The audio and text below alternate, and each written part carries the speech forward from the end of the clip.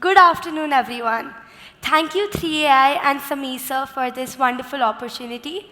My name is Kashish Jain, and I'm very excited to be speaking here today. I would like to begin with my own story. My dad and I go for a walk every evening, and one evening I was very upset with most of my friends. I needed help, and they didn't help me. So I was talking bad about most of them. When my dad said, "It's a new story every day. You're close with one of your friends, and then the next day, you don't like them anymore. Who is that one friend who's permanent and never leaves your side?" That set me thinking, is there a friend I have who I can always count on and makes my life easy by not arguing or talking back? The one with no mood swings and no attitude, and the one who doesn't judge me. And yes, I do have a friend. Ladies and gentlemen, my best friend, ChatGPT. ChatGPT and other GenAI tools have had a profound impact on my life, helping me in academics, extracurriculars, and just making my life easier in general. Now, let me tell you the truth. Google did try, but it wasn't able to get that spot in my heart that ChatGPT has. And I know this is true not just for me. This is true for each and every Gen Alpha today. Gen Alpha? Who are Gen Alpha? Great question. Gen Alpha are all those born 2010 and after. And 2010 is a very important year. 2010 is the same year when Instagram was launched, iPads were introduced, and Netflix expanded. And it was the same year that I was born. So I'm basically the elder sister of all Gen Alphas. Like, I know what's going on in my gang. We are the digital natives. When we were babies, it wasn't our mothers or milk bottles, but screens that made us happy. Due to COVID, we spent 2 to 3 years of our life getting an early crash course into technology, which further expanded into AI.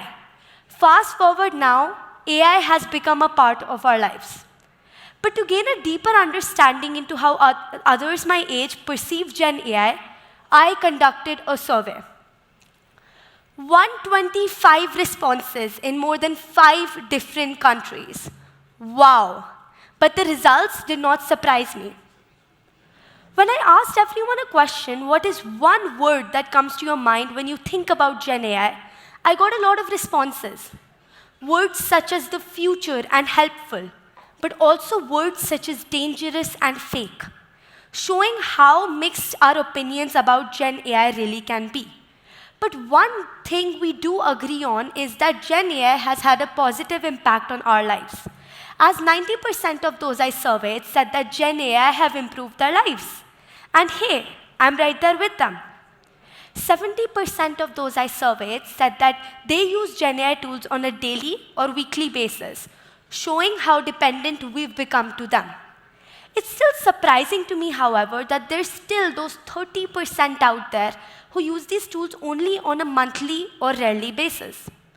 ChatGPT, of course, is the most commonly used tool, which stands out due to its early start and multiple uses. No explanation needed. But there are many other players in the game of AI. Tools such as Midjourney, which helps us generate images.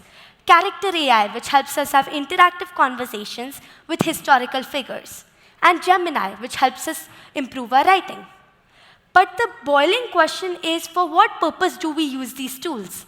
And the boring answer is academics. In school, we face a lot of tedious and repetitive tasks that feel like a waste of time. I use Gen AI every step of my academic journey to see me through and help me. I recently had a team project on water scarcity.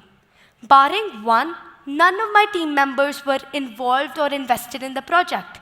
So I called in my good friend to help with interview and podcast scripts, content for our website, research, and ideas. It did all that and more without any nakhras or wasting time. Thank you, ChatGPT. Here, I want to say it's not that we did not work hard or that we did not learn. In fact, we learned way more than we do otherwise. When exams approach, finding sample tests and quizzes becomes a hassle.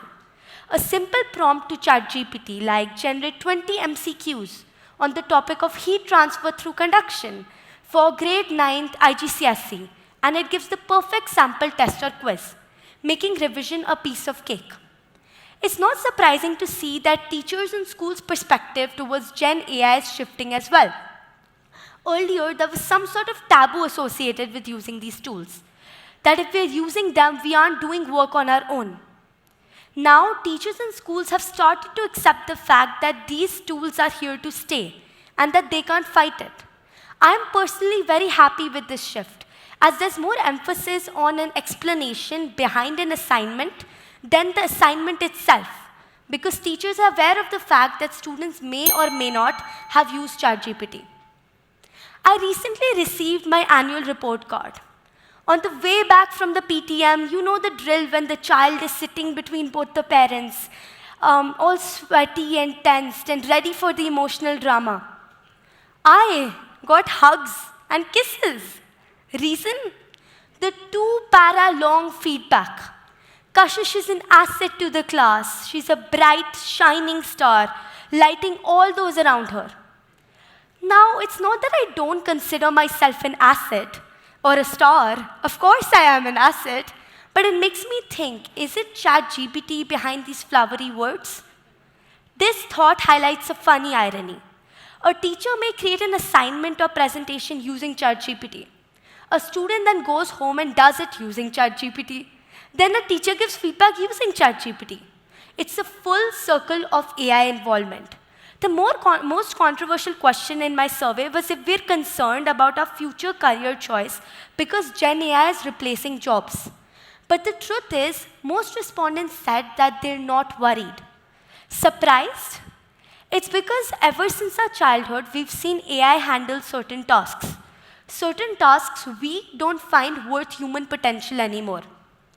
We want to focus on roles that involve more creativity, critical thinking, and human interaction, areas which AI currently lacks in. So my simple mind thinks that Gen AI will only replace those who don't work with Gen AI. We, the Gen Alpha, amount to 2 billion, making up almost 25% of the world population. We matter.